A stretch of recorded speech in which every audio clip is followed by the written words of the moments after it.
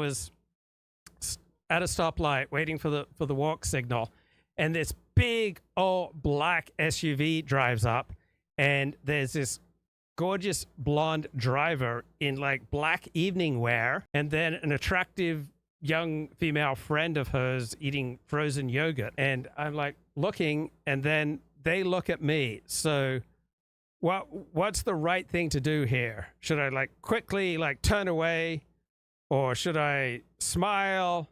Should I hold their gaze? Like, you know, the male gaze, it's a problematic thing these days.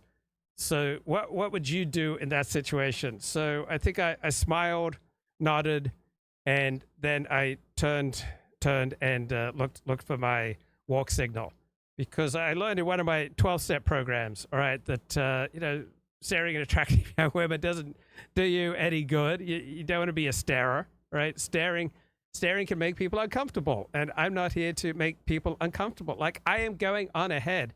This show is one big virtue signal, right? The good deeds that I accomplish on this show, the moral clarity that I bring on this show, right? The sound epistemics that I deliver day in, day out, right? These are my good deeds going on ahead of me and ahead of you, going on through the night in the snow to light a fire for me up ahead. My good deeds are my ambassadors. The main thing is to deny them my essence. So I started talking to an art professor today, and she's got to work 3 jobs, right, to pay the bills. And what made her all the more alluring is that she loves to read. And then she was, you know, pretty young, intelligent woman, and she had this nose ring like through her nostrils. And I was like simultaneously repelled and yet strangely attracted. I wanted to very gently reach out and take that nose ring and then lead her to the path of Torah, to the path of righteousness, to the path of modesty. And I wanted to read to her my 99 theses for how to create a good life, right? My rules for life. And then I wanted to share with her my 87 principles for decoding reality.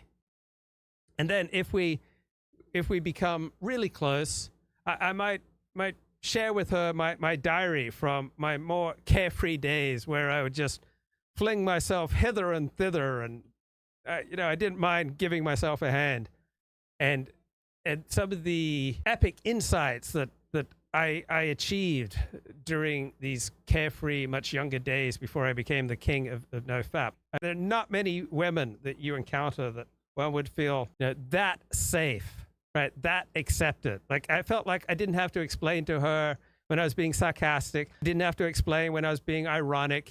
Didn't have to explain to her when I was sarcastically and ironically mansplaining. Understand? Do you get how beautiful that is?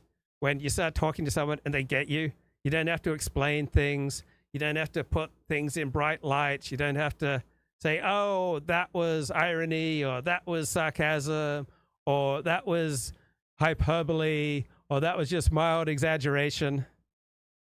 I saw this lovely young child in a school uniform. So where I come from, Australia, like, all the kids wear school uniforms to school, whether it's public school, private school. Same in England. And I wanted to talk to the kid and his young mother, but I didn't want to interfere because they were wrapped up in an intense conversation. She was pulling these different faces, and he was just absolutely entranced. And then she dropped something, and I went over and I picked it up and I handed it to her, and now had an opening, and it was so nice to see a school uniform. And then she mentioned the school where he went. And I said, oh, I used to date a girl who went to that school. I mean, then I explained, look, she went to that school. She graduated from that school. She'd graduated from that school, you know, many years previous to my dating her. And the mother said, so she wasn't still wearing the school uniform? I said, well, only on special occasion.